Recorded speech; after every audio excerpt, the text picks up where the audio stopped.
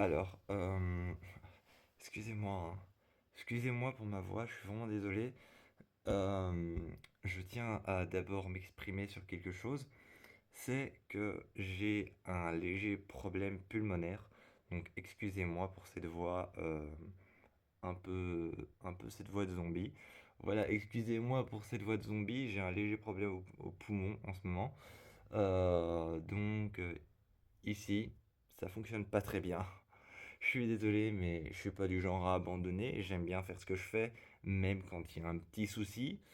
Donc voilà, donc j'ai un problème au poumon. Donc excusez-moi pour cette voix, ma voix habituelle. Aujourd'hui, je l'ai pas, quoi. Euh, alors je suis ici aujourd'hui, pas pour une critique, pas pour une critique de série, pas pour parler de faits, pas pour parler de légendes comme je fais d'habitude, pas pour parler de légendes ou de faits réels, comme je fais d'habitude sur ma chaîne. Aujourd'hui, je suis là pour partager avec vous une fanfiction.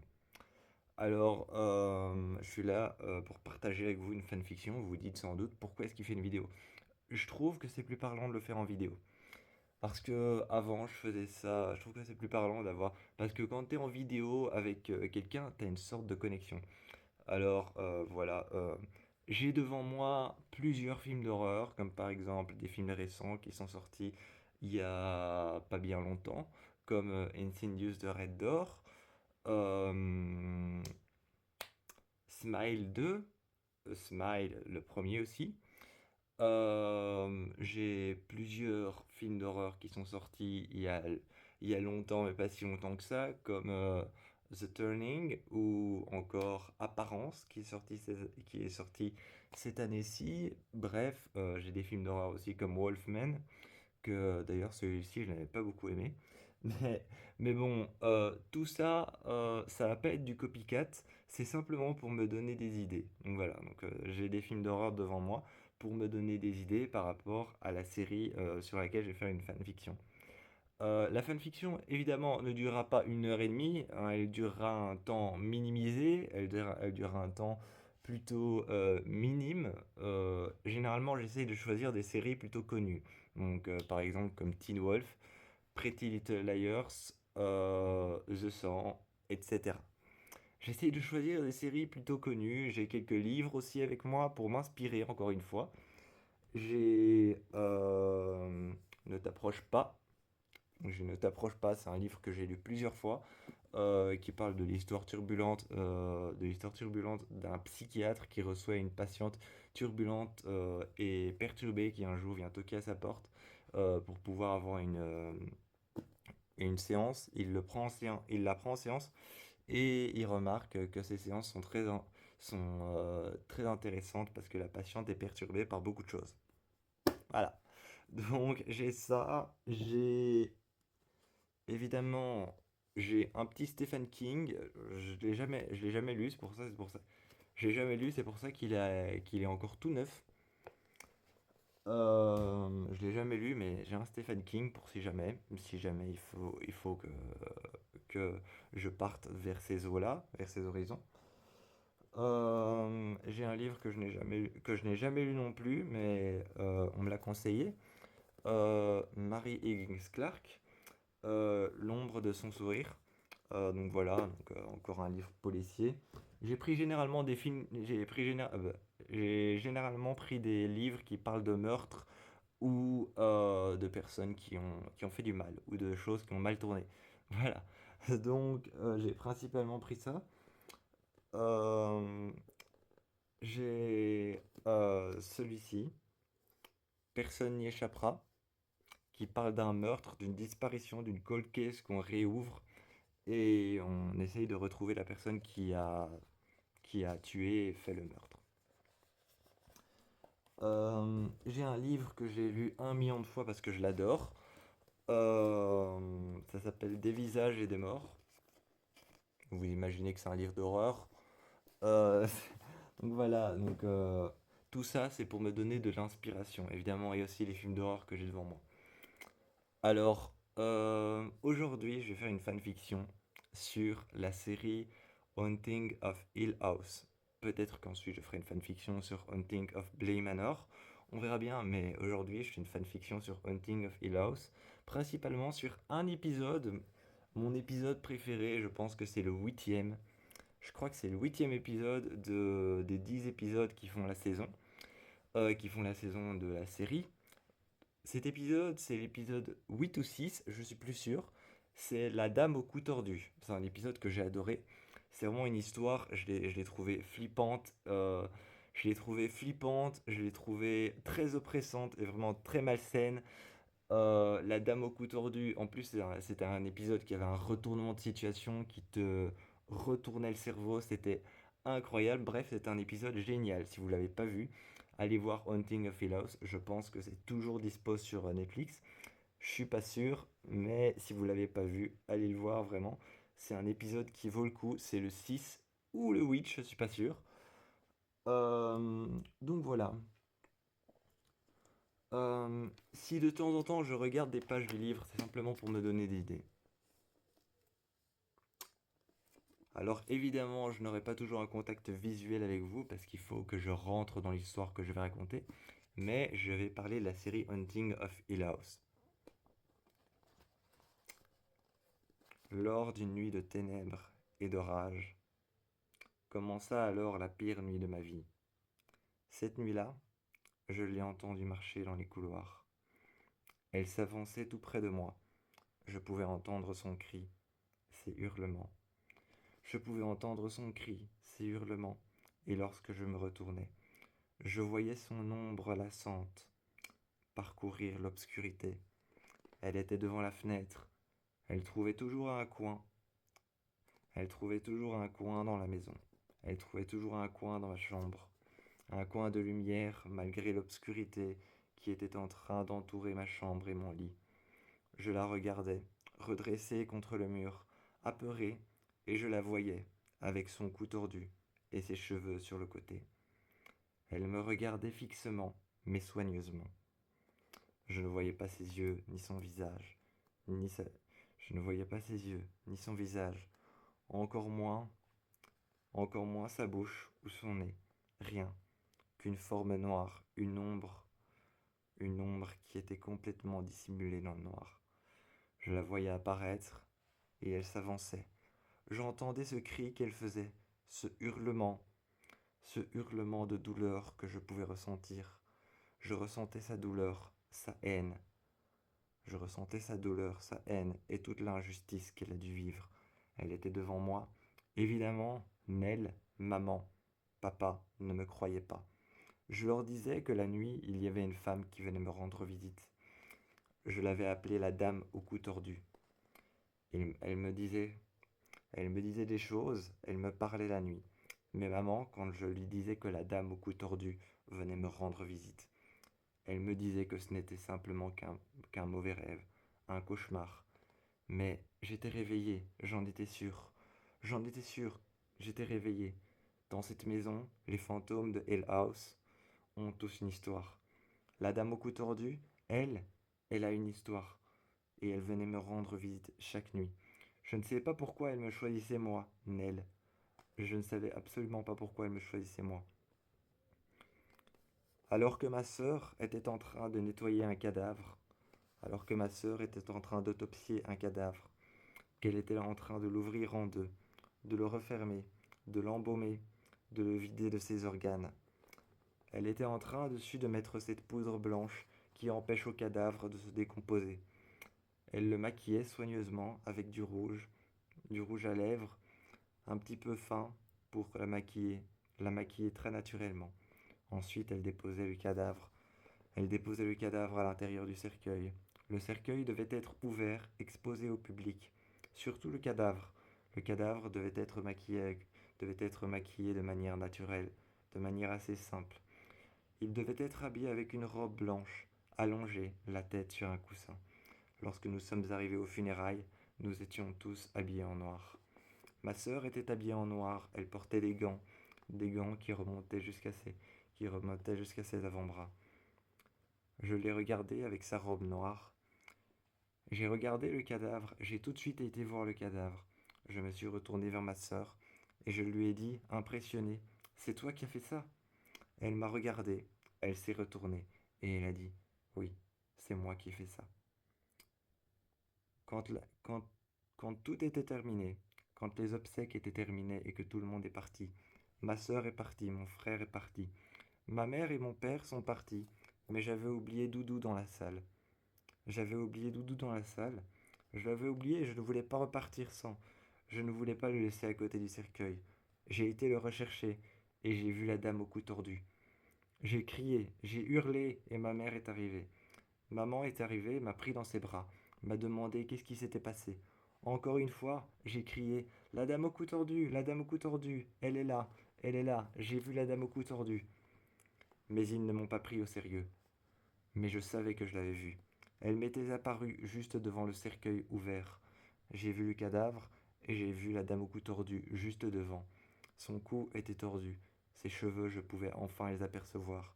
Son visage était gris, pâle. Elle m'a regardé et a commencé à faire le même hurlement. C'est à ce moment-là que je me suis mis à crier. Paralysé de peur, je me suis mis accroupi, par terre, au même endroit où se trouvait la dame au cou tordu. Quand maman est arrivée et quand papa est arrivé, ils m'ont demandé ce que j'avais vu. Ils m'ont rassuré en me disant que c'était simplement un fantôme de Hill House. Ça me rassurait quelque part, mais quelque part non, car tous les fantômes de Hill House ont une histoire différente. Mais celle-ci était sur mon dos. Elle était sur mon dos tout le temps, et je ne pouvais y échapper. La nuit, quand on est retourné à la maison de Hill House, je ne voulais pas retourner dans mon lit. Je ne voulais pas retourner dans mon lit. Ma mère m'a sorti un livre de 1990. Elle m'a lu l'histoire et je me suis endormi. Cette nuit-là, le même cri, le même hurlement m'a réveillé. J'ai ouvert les yeux. Planant au-dessus de moi, dans l'ombre, j'ai aperçu la dame au cou tordu. J'ai alors demandé à maman si je pouvais dormir avec elle. J'ai dormi avec elle. J'ai dormi avec maman et papa. Mais la dame au cou tordu était devant leur lit. Elle avait trouvé encore un espace avec de la lumière. Elle était éclairée par la lumière de dehors, la lumière de la lune. C'était l'un des fantômes de Haunting of Hill House, de la maison de Hill House, qui était en train de me regarder. Elle me suivait où que j'aille, partout où j'allais. Une nuit, alors que je voulais boire de l'eau et descendre à la cuisine, j'ai suivi des traces de pas au sol. Je l'ai suivi et à un moment, j'ai entendu le bruit de ses pieds sur le sol. Elle marchait. Elle marchait très lentement, mais j'entendais ses pieds frapper contre le sol. La majorité du temps, je l'entendais ramper dans les couloirs, mais pas marcher. Là, je l'entendais marcher. J'entendais ses pieds contre le sol, contre le bois qui était en train de grincer, comme si la maison entière était en train de devenir vivante, comme si la maison entière était en train de me parler. Je suis allé voir dans le couloir et je l'ai vue. Elle était face à la porte rouge. La porte rouge s'est ouverte et elle est passée à l'intérieur de la porte.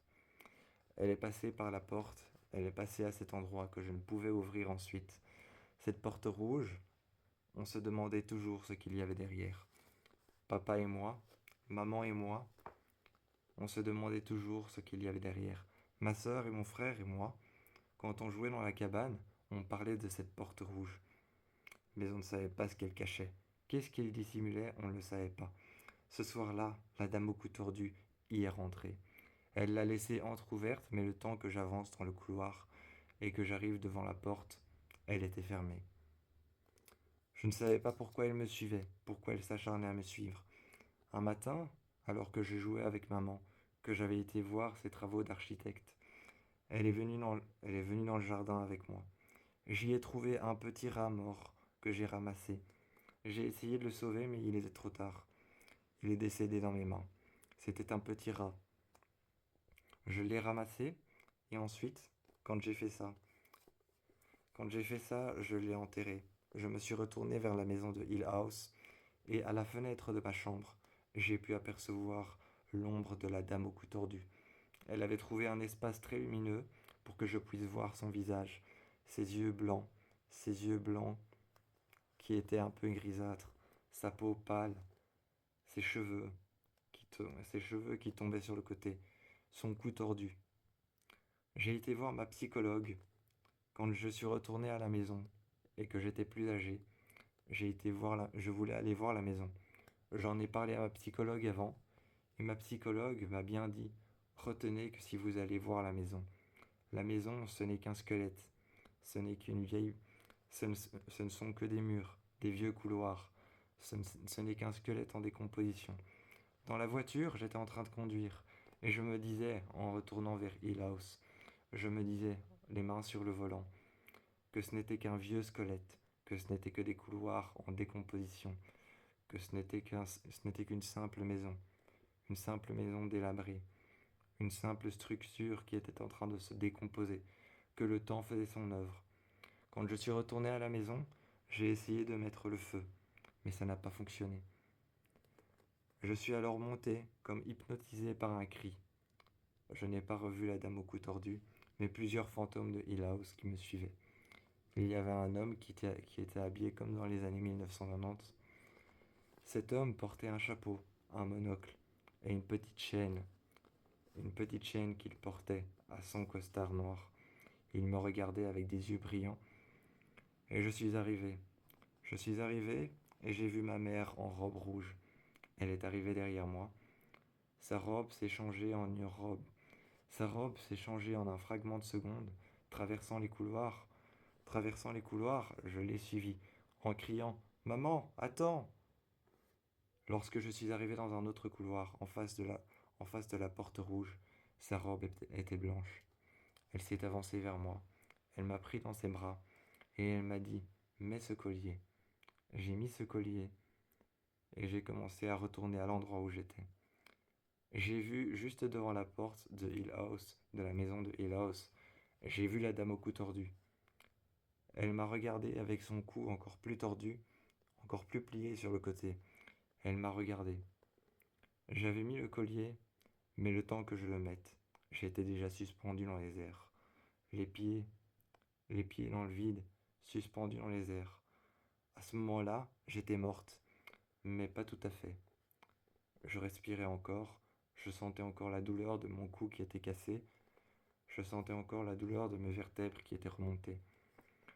Et j'ai vu rentrer à l'intérieur de la maison ma mère, mon père, mon frère, mes sœurs. Ils s'installaient tous, ils s'installaient tous, les voitures étaient dehors, et j'entendais mon père dire à ma mère Je vais chercher les bagages, je reviens. J'avais envie de répondre, j'avais envie de réagir et de dire Non, partez, ici il y a les fantômes de Hill House. Mais ils ne m'écoutaient pas, ils ne voyaient rien. J'ai entendu maman faire sa drôle de remarque On fera attention à eux, parce que j'ai pas envie de retrouver 3 cordes de pendu accrochées à l'escalier. C'était le cas.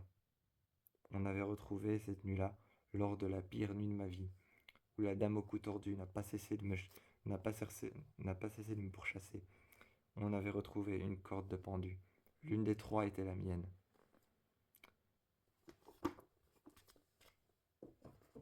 Voilà. Moi, j'ai eu beaucoup de plaisir à trouver les idées, j'ai eu beaucoup de plaisir à faire ça, donc j'espère qu'elle vous aura plu aussi.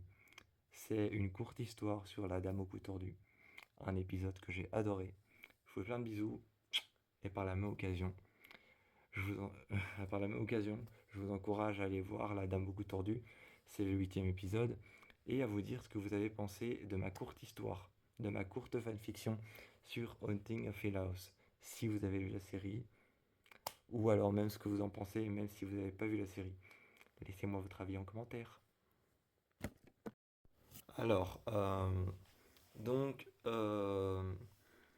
encore une fois, désolé pour ma voix. Enfin, quoique là, ça va un petit peu mieux. Quoique là, ça va un petit peu mieux, donc... mais je m'excuse quand même. Je m'excuse quand même parce que désolé pour ma voix de zombie. Mais en ce moment, j'ai des problèmes respiratoires.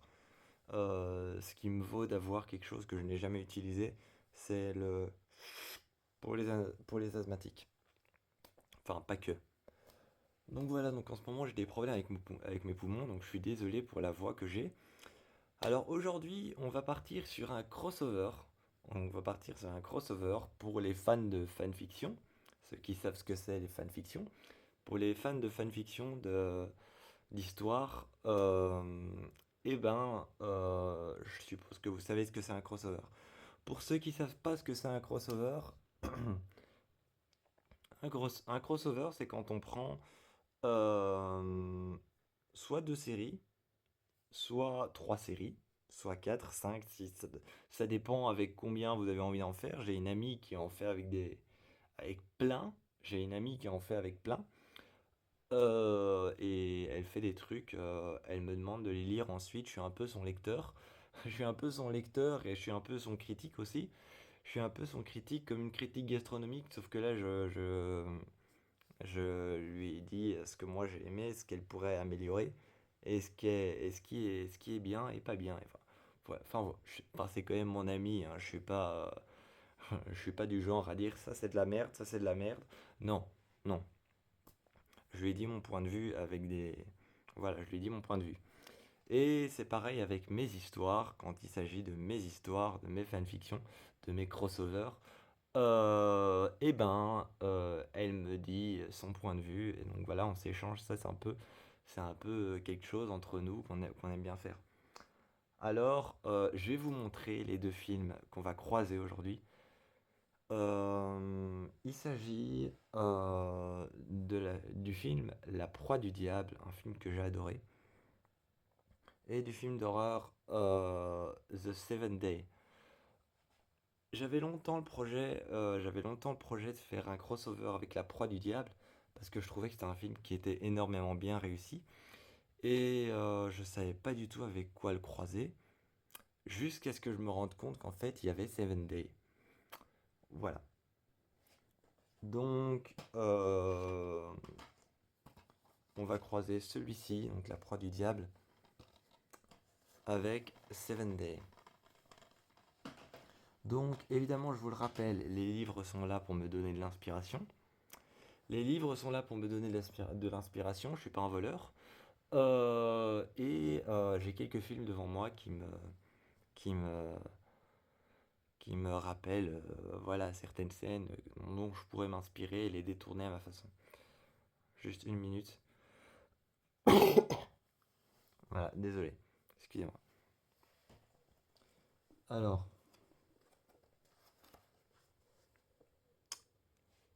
Sœur Anne regarda le père. Sœur Anne regarda le père en plein milieu de l'hôpital. Et le père lui dit alors cette phrase. Sœur Anne, prenez garde, maintenant que le diable vous connaît. Vous connaissez le diable aussi. Alors qu'il lui avait dit cette phrase, sœur Anne regarda de toute splendeur la statue qu'il y avait devant elle. Une statue représentant une femme, peut-être Jeanne d'Arc. Elle regarda alors le prêtre et lui dit alors je suis la première femme exorcisme depuis Jeanne d'Arc. Lorsqu'elle partit de l'hôpital, elle se retrouva dans un taxi. Le taxi s'arrêta à un carrefour. L'homme se mit à grogner. Il se mit alors à grogner. Sœur Anne écouta alors le chant de son grognement. Elle récupéra alors assez vite, Elle récupéra alors assez vite le sentiment perturbé et confus qu'un esprit était peut-être à ses trousses. Elle regarda alors cet homme qui la regardait elle-même dans le rétroviseur. Elle vit alors une femme assez vieille et bossue, les mains sur la vitre du taxi, avec des yeux blancs. Elle se souvenut de ce que lui avait dit le prêtre. Maintenant que vous connaissez le diable vous connaît aussi. Elle prit alors sa croix. L'homme lui sauta dessus. Elle lui agrippa la gorge. Tout de suite, elle s'évada. Elle s'évada alors du taxi et sauta dans un deuxième taxi, en demandant de partir au Vatican. L'homme se retourna et lui dit alors qu'il pouvait la déposer simplement à l'aéroport. L'homme démarra aussitôt à l'aéroport avec simplement un petit sac noir. Avec simplement un petit sac noir, une mallette à exorcisme avec à l'intérieur de l'eau bénite, un chapelet, une croix, un pendentif, un livre religieux avec un autre père et aussi une sainte Bible. Elle prit sa mallette, son sac. Elle prit un livre que lui avait offert la psychologue qu'elle avait vue pendant tout ce séjour à l'hôpital. Dans l'avion, elle le lut attentivement, chaque mot, chaque paragraphe, chaque lettre. Attentivement, elle fit attention à la ponctuation, elle fit attention à chaque mot, chaque phrase, chaque paragraphe et chaque chapitre du livre. Quand elle s'est assise sur le fauteuil qu'on lui avait attribué dans l'avion, elle prit alors sa Sainte Bible, elle prit alors son chapelet, fit un signe de croix et commença à réciter un verset de la Bible, à voix basse. Elle regardait l'aile de l'avion. Certaines perturbations lui faisaient peur. Certaines zones de perturbation lui faisaient peur. Mais sœur Anne n'était pas découragée pour autant. Elle est allée voir un prêtre devant exorciser un petit enfant. Quand elle est arrivée dans la pièce, elle a tout de suite senti la présence du mal, la présence du diable. Le prêtre l'a accueillie au Vatican tel qu'il le fallait. Ils se sont assis avec l'archevêché, avec, avec l'archevêque, avec l'archevêché, avec aussi le prêtre et avec les hommes qui dirigeaient le Vatican. Elle s'est assise avec eux en disant qu'elle avait une certaine notion de l'exorcisme, qu'elle avait une certaine notion du rituel de l'exorcisme, qu'elle était exorciste. Les hommes, l'archevêché, l'archevêque et un prêtre, se sont alors tous les deux exprimés de la même manière. Une femme, exorciste. Mais enfin, on aura tout vu. Sœur Anne leva la tête, déposa alors sa croix sur la table, devant l'archevêque et l'archevêché. L'archevêché la regarda avec une telle croix du Christ, et avec le pot qu'elle avait déposé juste à côté, pour y verser l'eau sainte, l'eau bénite. Elle déposa ensuite son petit flacon d'eau bénite. Elle versa de l'eau bénite à l'intérieur. Elle fit quelque chose que ni l'archevêché ni l'archevêque n'avaient jamais vu auparavant. Ils étaient au courant pour les sorcières de Salem, mais n'allaient pas la blâmer pour autant. Elle versa de l'eau bénite à l'intérieur du pot. Ensuite, une sorte de sel blanc qu'elle saupoudra par-dessus le pot. Elle les regarda et bénit alors l'eau avec sa croix. Elle demanda à tous les esprits maléfiques et tous les démons de cet endroit, même si c'était le Vatican et le bureau de l'archevêque et de l'archevêché, de disparaître. L'eau prit feu, son bocal aussi, son pot aussi, le bocal dans lequel l'eau bénite, un petit bocal en verre qui faisait à peine la taille de son doigt, un petit bocal en verre avec un bouchon en liège, prit alors lui-même feu et fit disparaître l'eau bénite à l'intérieur. Elle se leva et partit à l'intérieur de l'abbaye. À l'intérieur de l'abbaye, elle partit récupérer un petit peu d'eau bénite. Elle remplit alors son petit bocal en verre et le referma avec le bouchon de liège. Elle refit la même tentative encore une fois. L'eau prit alors feu, elle saupoudra encore du sel. L'eau prit alors feu d'une couleur différente, un feu bleu, bleu intense, presque un petit peu vert. Elle regarda le feu, essayant de convaincre l'archevêché et l'archevêque, essayant de convaincre le prêtre, essayant de les convaincre. Finalement, l'archevêque se leva, arriva derrière sœur Anne en lui demandant où est-ce qu'elle avait appris ça. Elle répéta encore qu'elle avait une certaine notion de l'exorcisme. Elle avait une certaine notion de l'exorcisme, qu'elle était exorciste encore une fois. Elle répéta qu'elle avait dû combattre le démon qui avait possédé sa mère, que sa mère était morte et qu'elle s'était donné la mort. Elle répéta qu'elle avait dû combattre ce démon, qu'elle l'a combattu à sa seule volonté et à la seule foi qu'elle avait en Dieu. L'archevêché lui dit alors: Racontez-nous un peu ce qu'il s'est passé avec votre père. Elle raconta alors que sa mère avait été possédée, que de temps en temps c'était sa mère, douce, aimante, aimable, qui venait lui brosser les cheveux, qui entrait dans sa chambre le soir, mais que de temps en temps c'était autre chose. Sa mère est morte, elle s'est donné la mort, mais le démon, lui, n'est pas mort. Le démon utilisait sa mère afin de rentrer à l'intérieur d'elle. C'était ce qu'elle avait expliqué. Elle avait expliqué que l'une des patientes les plus perturbées, Nathalie, une jeune fille de même pas 14 ans, avait été possédée par ce même démon. Le démon avait utilisé cette fille pour pouvoir l'atteindre. Elle expliqua tout ça à l'archevêché, à l'archevêque. À côté, un homme avec une machine à écrire retranscrivait tout. Cet homme, Cet homme portait une kippa sur la tête et était en train de tout retranscrire avec son habit noir. Il regardait sœur Anne avec beaucoup d'admiration par rapport à ce qu'elle racontait, ses histoires de possession, ses histoires de démons. Elle raconta alors ensuite qu'on l'a enfermée dans des caves à l'intérieur desquelles il y avait des cuves d'eau bénite dans lesquelles on mettait les prisonniers les plus dangereux, les prisonniers possédés les plus dangereux. Un endroit sinistre dans lequel elle a réussi à la seule foi envers Dieu à convaincre ce démon de sortir de son corps, avec l'aide d'un prêtre qu'elle connaissait. Mais elle a réussi. Elle a réussi à combattre sa culpabilité envers sa mère. Et enfin, une fois que le combat était terminé avec le démon, elle s'est rendue compte que cette petite Nathalie, cette petite fille, était sa fille à elle, et que le démon l'utilisait, afin de la faire souffrir tout autant que sa mère a souffert, afin de l'atteindre et qu'il puisse rentrer en elle. Elle l'a combattu, a récupéré Nathalie, a récupéré sa fille, mais ne l'a pas récupérée pour autant. Elle lui a trouvé une famille d'accueil, préférant faire, préférant faire en sorte que sa fille soit préférant faire en sorte que sa fille se retrouve entre les mains d'une famille chaleureuse et aimante, et pas entre les mains d'une femme exorciste qui pratiquerait des rituels dangereux. Elle lui a alors dit un dernier au revoir. Alitée dans un lit, elle lui a dit un dernier au revoir. Nathalie lui a offert son dessin. Ce fut alors la fin pour elle de combattre les démons. Elle s'est alors rendue, elle s'est alors rendue face à l'archevêque et face à l'archevêché et aux prêtres qui l'ont amenée au Vatican. Elle a pris un taxi, a combattu un dernier démon dans un taxi, a fui le plus loin possible. On lui a présenté un prêtre qui était face à un cas de possession démoniaque.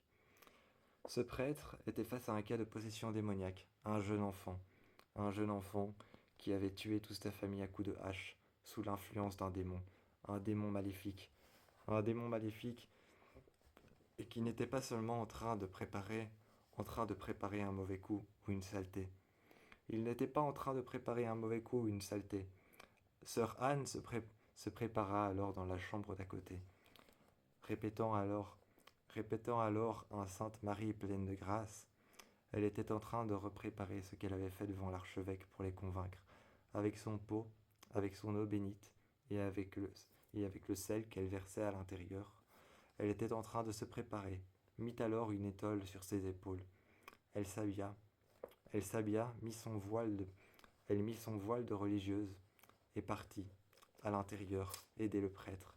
Elle répéta avec son doigt, brandi comme ça sur l'enfant. Elle répéta encore les paroles de la Sainte Bible, les paroles de la Sainte, les paroles du Saint Livre de Dieu, répétant des paroles qu'avaient écrit tous les apôtres de Dieu, tous ses disciples. Répétant ces paroles, l'enfant ne cessait de se débattre. Ça sentait, ça sentait le brûler, ça sentait la peau brûlée et la chair brûlée. L'enfant s'est alors mis à, L'enfant s'est alors mis à brûler.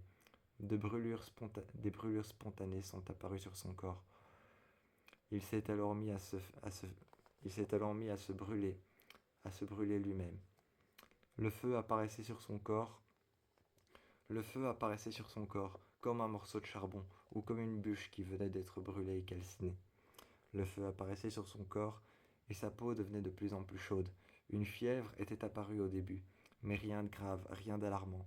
Ensuite, ses yeux se sont dilatés, ses pupilles se sont dilatées à 11%, ses yeux devenant presque noirs. Ses yeux sont ensuite devenus noirs, apparaissant ensuite des couleurs rouges, des plaques rouges partout sur son corps, ensuite des flammes et une chaleur qui s'émanait de son corps. L'enfant se mit à crier, un sourire étendu sur son visage, déformait son visage. Il regardait le prêtre et criait à l'aide. Sœur Anne était en train d'entrer en connexion avec lui. Elle était en train de parler avec l'enfant. Elle lui demandait de résister face au pouvoir du démon, mais le démon était beaucoup trop fort. Sœur Anne brandit alors un crucifix, le posa alors sur son visage. Mais le crucifix ne fit rien d'autre une simple marque en forme de croix, juste sur son visage. Le démon se mit à rire d'un rire diabolique, démoniaque. Sœur Anne se recula. Elle regardait la pièce qui avait été Elle regardait la pièce qui avait été camisolée par plusieurs matelas mis au mur, par plusieurs coussins accrochés avec des sangles, pour éviter que l'enfant ne se fasse mal. Le prêtre se fut alors accroché. Le prêtre se fut alors accroché par deux pics représentant les pics qui transperçaient le Christ sur une grande croix qu'il y avait contre le mur. Sur une grande croix qu'il y avait contre le mur, deux pics représentant les pics qu'on avait enfoncés dans le corps de Jésus. Le prêtre se fit alors empaler dessus. Le sang coulait. Le sang était en train de couler le long de la croix.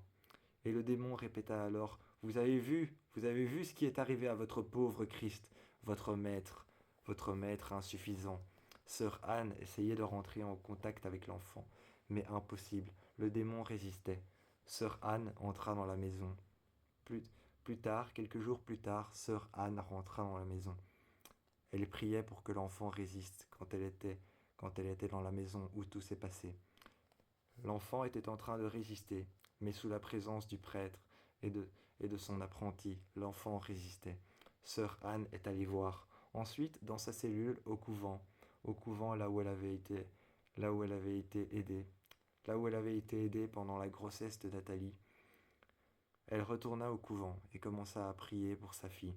Elle priait, mais elle avait beau prier, l'enfant, son cas ne cessait d'empirer. Elle se disait qu'elle avait peut-être eu chance, car le dernier cas qui avait empiré, elle avait réussi à le sauver. Elle se mit alors face à l'enfant, et le démon fit alors un transfert de corps, rentra à l'intérieur du corps de Anne. Rentré à l'intérieur du corps de sœur Anne, ce démon surpuissant, elle put voir tout ce qu'il avait fait, tous les meurtres qu'il avait commis à travers la main de cet enfant innocent, cet enfant qu'il devait relâcher de l'emprise du démon, cet enfant qu'il devait relâcher car il était une créature de Dieu. Sœur Anne s'exorcisa elle-même face à un miroir. Les prêtres la regardaient, s'exorcisant elle-même face à un miroir, exorcisant son propre reflet. Le démon s'en alla, et elle vit alors une sorte de forme noire, de fumée noire, disparaître de son corps, se séparer d'elle et disparaître dans le pot d'eau bénite. Ensuite, elle refit la même manipulation. Elle mit un peu de sel et ensuite versa de l'eau bénite, une eau qu'elle avait sanctifiée avec les paroles de Dieu. Et ensuite, elle prit ce pot, le mit alors juste sous ses mains. Elle récita une parole, un verset de la Sainte Bible. Et ensuite, avec le crucifix qu'elle mit juste au-dessus de l'eau prit feu et disparut. L'entièreté de la pièce avait été purifiée. L'enfant se réveilla reclus dans un coin. Sœur Anne récupéra l'enfant. Sœur Anne récupéra l'enfant, se mit à côté de lui offrit quelque chose à manger et quelque chose à boire, afin qu'il puisse récupérer. L'enfant repartit voir sa famille. Mais le soir même, l'enfant n'avait plus aucun souvenir. Sœur Anne préféra alors lui mentir en lui disant qu'il était tombé malade. L'enfant ne se souvenait plus de rien. Une séance d'hypnothérapie avait été préférable d'être utilisée ensuite, après l'exorcisme. Une séance d'hypnothérapie avait été utilisée sur l'enfant par un psychologue recommandé par l'archevêque et par l'archevêché. Par le Vatican, un psychologue spécialisé en possession démoniaque avait été recommandé. Sœur Anne lui avait parlé du cas en retournant chez lui. Elle lui avait parlé de ce cas et de ce petit garçon. Et ensuite, le psychologue est arrivé sur place. Il hypnotisa l'enfant en lui disant qu'il n'allait se souvenir plus que d'une chose, qu'il était tombé malade pendant un long moment et qu'il était peut-être même tellement malade qu'il ne savait plus ce qu'il faisait. C'était la seule chose qu'on lui avait dite. Rentrer chez lui avec ses parents, des parents adoptifs. On avait préféré le mettre dans une famille d'accueil, comme sœur Anne avait fait pour sa fille. Rentré chez lui, ses parents ne se souvenaient plus que d'une seule chose, ce dont le psy leur avait raconté, exactement la même chose qu'il avait dit à l'enfant, qu'il s'était endormi dans un profond sommeil après être tombé très malade. Voilà, j'espère que vous avez aimé autant que moi mon histoire, mon crossover entre La Proie du Diable et Seven Day. J'espère qu'il vous a plu autant que moi. Moi, j'ai adoré vous le raconter, j'ai adoré le partager avec vous. Je vous fais plein de bisous. On se retrouve pour la prochaine histoire, le prochain crossover, la prochaine fanfiction. Peu importe ce que je ferai, on se retrouve pour la prochaine histoire. Et moi, je vous fais plein de bisous. Et n'hésitez pas à me dire en commentaire ce que vous en avez pensé. Ou même si vous avez déjà vu les films et d'entre les deux, lequel est votre préféré. Alors, aujourd'hui, ce sera l'exorcisme d'Anna Grace, The Possession of Anna Grace, et The Jane Doe Identity. Donc, The Jane Doe Identity et The Possession of Anna Grace. Ce seront les deux films que je vais croiser. Alors, je suis légèrement en train de penser que les films sont assez connus pour que vous puissiez. Enfin, je suis légèrement en train de penser que les films d'horreur sont légèrement assez connus en ce moment pour que vous puissiez vous faire une idée vous-même. Donc, je vais pas vous les montrer, mais c'est deux films qui parlent de la même chose. Ils parlent vraiment de cadavres qui prennent vie à cause d'une entité démoniaque ou surnaturelle, paranormale, on ne sait pas trop. Mais ça parle vraiment de deux cadavres qui prennent vie à cause d'une présence démoniaque à l'endroit où ça se passe. Alors le premier film de Gendo Identity parle d'un père et son fils qui réveillent pendant une autopsie une identité, une sorte d'identité maléfique qui va prendre possession du cadavre qu'ils sont en train d'autopsier et ce cadavre va faire apparaître des choses étranges.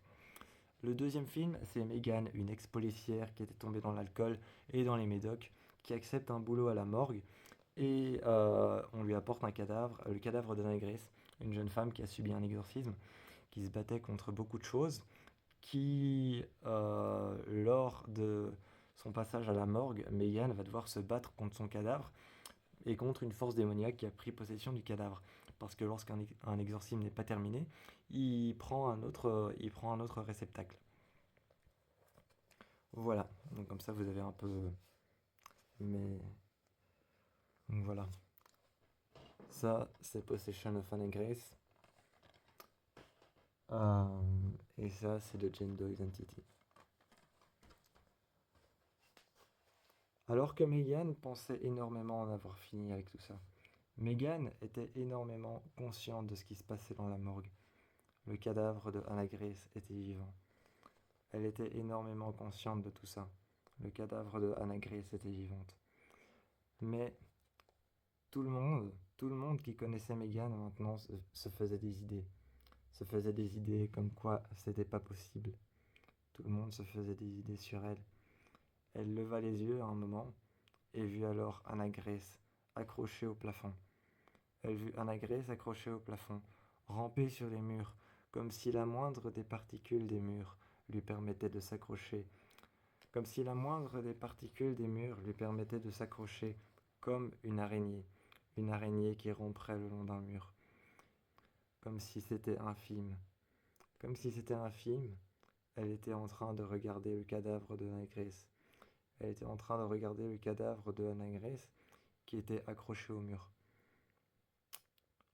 Alors que, alors qu'elle le regardait, le cadavre de Anna Grace a sauté sur elle. Elle a aperçu les policiers qui étaient venus la secourir. Elle a aperçu les policiers qui étaient venus la secourir et les a vus par terre. Ces policiers qui étaient venus la secourir étaient tous face au mur, la tête face au mur. Quand Megan s'est approchée d'eux avec un couteau, avec un scalpel qu'elle avait trouvé, dans la morgue, elle s'est approchée près des policiers, a retourné leur visage, et leur visage était brûlé, leurs bras étaient cassés, comme celui d'Anna Grace. Comme celui d'Anna Grace, leurs bras étaient pétés. Ils avaient une entaille sur, Ils avaient une entaille sur les côtes, comme Anna Grace, et la moitié de leur corps et de leur visage, du côté droit, comme Anna Grace, ou alors certains du côté gauche, comme Anna Grace, étaient complètement brûlés. Ils ressemblaient tous à Anna Grace, ils avaient été brûlés, leurs bras pétés, une entaille sur les côtes. et elle les regardait. Elle les regardait et les a traînés. Elle les a traînés jusqu'au Elle les a traînés jusqu'à l'endroit où on brûle les cadavres. Jusqu'à l'endroit où on brûle les cadavres, elle les a tous traînés, les uns après les autres. Mais elle ne savait pas une chose, c'est que Anna Grace était bel et bien consciente. Anna Grace était bel et bien consciente que, que Megan était en train de brûler tout ce qu'elle faisait. L'œuvre de Anna Grace. L'œuvre de Anna Grace, Megan était en train de la brûler. Anna Grace était en train de la suivre et dans l'endroit où on pouvait brûler les cadavres, elle était en train d'allumer le four, de le mettre à fond. Les flammes sont alors montées, mais le four ne se fermait pas. Les flammes, les flammes contournaient entièrement le four. Le four ne se refermait pas. Elle avait beau essayer de fermer la porte avec, Elle avait beau essayer de fermer la porte avec sur le côté une manette qu'elle devait baisser avec son poing, ça ne se fermait pas. Anna Grace est arrivée, accrochée au mur, accrochée au mur comme une araignée marcherait contre un mur. Accrochée au mur comme une araignée marcherait sur un mur, elle était en train de regarder Megan. Elle l'a entendu à sa respiration plutôt forte. Elle a entendu à sa respiration plutôt forte. Et alors, et alors Megan l'a remarqué. Levant les yeux, Megan s'est alors reculée, rampant à terre, elle est tombée par terre, rampant sur le sol. Anna Grace est arrivée devant elle. Anna Grace est arrivée devant elle et l'a regardée. Ses jambes pliées, elle l'a regardée et s'est mise sur elle. Elle la tenait, les bras contre le sol. Elle la tenait les bras contre le sol et frottait son corps entièrement brûlé, la partie de son corps qui était complètement noire, brûlée au 3e degré. Elle la frottait contre le corps de Megan. Megan repoussa alors Anna Grace. Anna Grace s'accrocha au mur et commença à ramper. Elle commença à ramper au mur, comme si la moindre des particules du mur, la moindre des fibres du mur, la moindre des fibres de plâtre, de béton coulé, était aussi légère que le sol, que se maintenir debout sur le sol. Elle rampait, s'accrochait au mur. Elle s'accrochait au mur, et à un moment, lorsque Megan s'est dégagée, lorsque Megan s'est dégagée, elle est retournée. Elle est retournée alors dans la morgue. Elle a essayé d'ouvrir, Elle a essayé d'ouvrir le frigo de Anna Grace, mais le frigo ne s'est pas ouvert. Finalement, elle a réussi à l'ouvrir avec un pied de biche. Avec un pied de biche et avec un scalpel, elle a déverrouillé la serrure qu'il y avait juste en dessous de la poignée. Elle a ouvert le frigo, a été chercher Anna Grace, mais Anna Grace avait déjà disparu. Suivant des marques, Suivant des marques au sol, des marques de pied, elle a suivi ces marques pendant longtemps, a retrouvé Anna Grace, morte par terre, mais elle se disait que c'était trop beau pour être vrai. Elle est arrivée près de Anna Grace. Elle l'a vue, l'a traînée jusqu'- l'a traînée jusqu'au four. Les flammes étaient à l'extérieur du four cette fois-ci. Le four ne voulait pas se fermer. Quand elle a traîné Anna Grace, Anna Grace sentit alors la chaleur. Elle se mit alors à lui hurler dessus, sur les caméras de surveillance, bien avant que tout cela commence. Megan avait remarqué une chose qui était en train de ramper au centre. Elle avait remarqué une chose qui était en train de ramper au centre du couloir. Au centre du couloir, elle avait remarqué cette chose ramper, qui gardait, qui gardait sa poitrine à terre, qui gardait son ventre contre le sol, mais qui malgré tout faisait passer sa jambe au-dessus de son épaule, son bras le long de sa jambe, et ses mains qui passaient en dessous de sa jambe et du pli de sa jambe. Elle était en train de ramper avec sa jambe et son autre jambe qui passait, qui passait au-dessus de son cou, au-dessus de, au-dessus de son épaule. Et elle avait remarqué cette chose qui rampait. Elle a essayé de la tirer vers le four et de la mettre dedans. Elle a essayé de la tirer là-dedans, mais finalement, Anna Grace s'est dégagée. C'était un véritable combat qui n'était pas fait à la loyale. Certains avaient droit à une force maléfique, d'autres à un simple scalpel qui était aiguisé pour ouvrir des cadavres. Megan a alors vu les caméras de surveillance. Cette nuit-là, Megan pensait que tout était terminé, mais on lui a apporté un deuxième cadavre, celui de Jane Doe. On lui a apporté une Jane Doe. Pas de nom, alors qu'elle demandait le dossier. Pas de nom, pas d'identité, pas de vêtements, rien qui ne pouvait décrire qui elle était. Elle était en train de l'ouvrir. Elle était en train de l'ouvrir et à l'intérieur, elle avait remarqué qu'il y avait un pentagramme. Un pentagramme qui était juste peint autant sur sa peau que sur ses organes. Autant sur sa peau que sur ses organes, elle avait remarqué un pentagramme. D'énormes anomalies, comme par exemple des blessures sur le cœur, des blessures sur le foie, sur les reins, des blessures sur l'estomac. Partout. Partout, elle avait remarqué ces blessures. Elle était en train de vider, de l'embaumer et de ranger le cadavre à l'intérieur. Elle mit le cadavre juste à côté d'Anagrès. Elle repartit chercher Anagrès. Elle repartit chercher Anagrès qui avait disparu pendant un instant, mais elle la retrouva. Elle la retrouva dans une autre partie de la morgue, grâce à des traces de mains qui étaient contre les murs coulés en béton coulé. Contre les murs en béton coulé, les lampes ne s'allumaient plus. Les lampes électroniques ne s'allumaient plus au mouvement de ses mains. Elle remarqua alors que Anagrès était derrière, dans une autre morgue, derrière la vitre, une vitre teintée, en train de l'attendre. Elle ouvrit les portes et Anagrès était en train de ramper par terre, comme un animal. Elle la regardait, hurlait et criait. Elle s'accrochait au mur et la regardait, comme pour la confondre, comme, comme pour essayer comme pour essayer de la menacer, de lui donner, de lui donner un dilemme, d'essayer de la battre, de la tuer, de la battre sans sommation, de la tuer et de la rendre à l'envoyeur, à l'intérieur de son frigo, comme pour essayer de lui donner, comme pour essayer de lui donner une chance. Elle restait juste tout près d'elle, mais comme un animal, elle hurlait, elle criait. Megan, elle, s'approchait de Anagrès. Megan s'approchait de Anagrès, et Anagrès hurlait. Les corps qu'elle avait retrouvés étaient comme Anagrès, brûlés d'un côté, brûlés dans le dos, avec un bras pété, et avec, sur le côté, une lacération. Elle les mit à l'intérieur dans des frigos. Tous les frigos étaient remplis ce soir-là. Sauf tous les frigos étaient remplis ce soir-là. Mais alors qu'elle était revenue dans la morgue, le frigo de la Jane Doe était ouverte, et la Jane Doe était allongée sur la table. Elle était allongée sur la table, puis elle tua Anagrès. De sang-froid, elle reprit son arme. Elle reprit son flingue qu'elle n'avait pas hésité à prendre. Ce soir-là, elle reprit son flingue qu'elle n'avait pas hésité à prendre. Un flingue qu'elle n'avait pas hésité à prendre aux surveillants en haut, ceux qui surveillaient l'hôpital pendant la nuit, ceux qui surveillaient les caméras de surveillance. Ceux qui surveillaient les caméras de surveillance de la morgue, qui surveillaient les moindres faits et gestes de Megan. Elle n'avait pas hésité à leur demander une arme. Lorsqu'ils avaient demandé pourquoi, ils avaient remis sa santé mentale en jeu. Megan avait dit que c'était urgent. L'un des surveillants lui a donné son arme, mais elle n'a pas hésité à lui plaquer la tête contre le mur. Ensuite, elle lui a dit que c'était très urgent, qu'il se passait des choses étranges à la morgue. Sa marraine aux alcooliques lui a demandé « Est-ce que tu veux que j'appelle le médecin ?» Elle lui a dit non.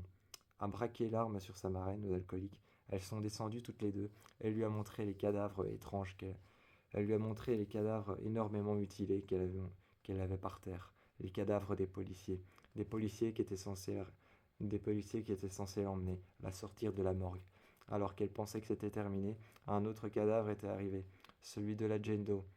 Quand elles sont arrivées toutes les deux, et qu'elle était en train de menacer sa marraine aux alcooliques, elle était en train de lui prouver que tout ce qu'elle vivait, tout ce qu'elle avait vécu dans cette morgue était bel et bien réel. Lorsqu'elles sont arrivées, le cadavre de la Jane Doe était debout. Elle était de nouveau normale. Elle n'était de nouveau normale. La lacération Y avait disparu. Elle la regardait. Elle était sous un voile blanc, sous un linceul. Et on pouvait apercevoir deux lumières blanches, très lumineuses, en dessous du linceul. En dessous du linceul, ces lumières blanches, très lumineuses, très brillantes, c'étaient ses yeux qui étaient en train de briller. Lorsqu'elle a retiré le linceul, le bras de la Jane Doe, se leva, accrochant alors le cou de sa marraine aux alcooliques. Elle la regarda et essaya alors de décrocher son bras. Son bras tomba sur la table et se décrocha du cou de la marraine aux alcooliques. De Megan. Megan ensuite regardait le cadavre qui était retombé par terre avec une rigidité cadavérique. Il était retombé par terre sur la table et s'était allongé. Elle le regardait de très près, en lui disant qu'elle n'essaiera pas de combattre un deuxième cadavre, pas après ce qu'elle a vécu avec Anagrès. Elle tourna la tête, la Jane Doe tourna la tête et regarda alors Megan. Ses yeux sont alors devenus blancs. Megan se recula. Megan se recula et les scalpels tomba sur elle. Les scalpels qui étaient à l'intérieur de petits pots en fer tomba sur elle les uns après les autres, coupant alors son bras et son épaule qui étaient en train de saigner. Elle repartit chercher Anagrès, tira 3 fois sur elle. Anagrès tomba. Les lampes éclata. Anagrès tomba et elle récupéra alors Anagrès. Elle récupéra Anagrès qu'elle emmena pour la 3e fois là où il y avait le four. Là où il y avait le four pour brûler les corps, elle l'emmena une 3e fois là-bas. Le feu était en train de brûler. Le feu avait récupéré les murs. Le feu avait récupéré les murs et était en train de brûler les murs. Le feu était en train de longer les parois des murs. Les murs coulaient en béton. Partout il y avait du feu. Elle était en train de rentrer à l'intérieur des flammes comme elle rentrait à l'intérieur d'une simple pièce. Elle traîna son cadavre et Anagrès était en train d'essayer de la pousser contre les murs afin que Megan puisse périr dans les flammes. Elle tira son cadavre et finalement poussa le cadavre de Anagrès à l'intérieur du four. Le four ne voulut pas se refermer tout de suite. Tout de suite, le four ne voulut pas se refermer. Elle essaya avec la manette sur le côté de tirer vers le bas, mais le four ne se referma pas. Anagrès ressortit brûlée encore plus fort qu'elle ne l'était déjà. Encore plus fort qu'elle ne l'était déjà, elle ressortit brûlée. Elle ressortit brûlée. Ses cheveux étaient en train de brûler. Comme en, comme en train de voler dans les airs, ses cheveux étaient en train de voler avec les flammes qui s'en allèrent vers le haut. Elle était en train de regarder Anagrès qui était en train de brûler vivante. Mais elle ne lâchait rien. Elle était déjà morte de toute façon, c'était un cadavre. La seule chose qu'il y avait à faire, c'était l'entraîner dans un endroit froid, afin que le feu s'éteigne tout seul. Elle l'avait entraîné près de la morgue. Elle l'avait entraîné près de la morgue, avait couru près de la morgue, et là le feu s'était éteint à cause de l'humidité et à cause du fait qu'il fasse froid. Elle l'avait poussé contre un brancard qu'elle avait sorti. Quand elle l'avait remarqué, le brancard était plein de sang, du sang encore bien humide. Elle avait mis sa main dessus, avait senti le sang qu'il y avait sur sa main, et le sang qu'il y avait sur sa main était bien humide. Il était bien humide et sentait le brûler. Anagrès se tournit. Anagrès se tourna. Et alors, Anagrès se tourna, et juste en accrochant Anagrès contre le mur, en poussant Anagrès contre le mur, Megan regardait Anagrès dans les yeux. Elle disait à Anagrès de combattre le démon qui est à l'intérieur d'elle, même si elle était, même si elle était déjà morte. Même si elle était déjà morte, l'homme qui avait incrusté la morgue lui avait raconté que lors de l'enterrement, dans la dépouille où on avait déposé le cadavre, afin de le maquiller et de le mettre dans le cercueil, 4 hommes avaient été blessés. Le cadavre s'était réveillé et avait tué les 4 hommes en les égorgeant. Elle s'était retournée, des traces de sang étaient sur les murs. Elle se disait que c'étaient les siennes, et lorsqu'elle avait remarqué Anagrès avec une main pleine de sang, elle retrouva alors les surveillants qui surveillaient les caméras de surveillance en haut et qui surveillaient la nuit l'hôpital. Elles les retrouvèrent par terre, égorgées, avec elles les retrouvèrent par terre, égorgées, avec une scarification le long de la gorge, digne de celle d'un chirurgien, aussi lisse et aussi digne de celle d'un chirurgien, qui aurait pris son scalpel et qui aurait fait une petite lacération toute droite. Elle regarda alors sa main. Ses ongles étaient assez longs pour pouvoir s'incruster à l'intérieur de la chair et créer une entaille. Elle regarda Anagrès et la poussa vers le feu. Elle la poussa sur le brancard et l'enferma à l'intérieur de son frigo. Une fois que Anagrès s'était calmée, elle revint la récupérer. Quand Anagrès s'était calmée, elle revint la récupérer. Elle l'euthanasie avec un calmant. Avec un calmant, elle l'euthanasie et la traîna alors jusqu'au four. Là, elle traîna le cadavre de Anagrès sur le même brancard sur lequel il y avait du sang. Ensuite, elle poussa le cadavre de Anagrès qui essaya en vain. Le cadavre de Anagrès essaya en vain de s'accrocher au four, aux parois du four, aux portes du four qui ne se refermaient pas. Mais Megan, elle, s'accrochait à ses mains. et défaussa ses mains alors des portes du four. Anna Grace avait été brûlée vivante. Tout était fini à la morgue. Malgré ça, Megan était encore enfermée avec la Jane Doe. Elle ne savait que en faire et l'avait enfermée dans un frigo. Sur une simple petite notice, elle avait marqué Jane Doe. Tout était fini avec Anna Grace, mais qu'allait-il recommencer avec la Jane Doe? Voilà, ça c'était mon crossover entre Jane Doe Identity et l'exorcisme d'Anna Grace. Je sais que ma voix a déconné un peu, je suis désolé. J'ai trouvé ça plutôt sympa à faire. Dites-moi ce que vous en avez pensé. Et quel est votre film d'horreur préféré entre les deux? Moi, je vous fais plein de bisous. Et au prochain, à la prochaine histoire, à la prochaine fanfiction. Et au prochain crossover.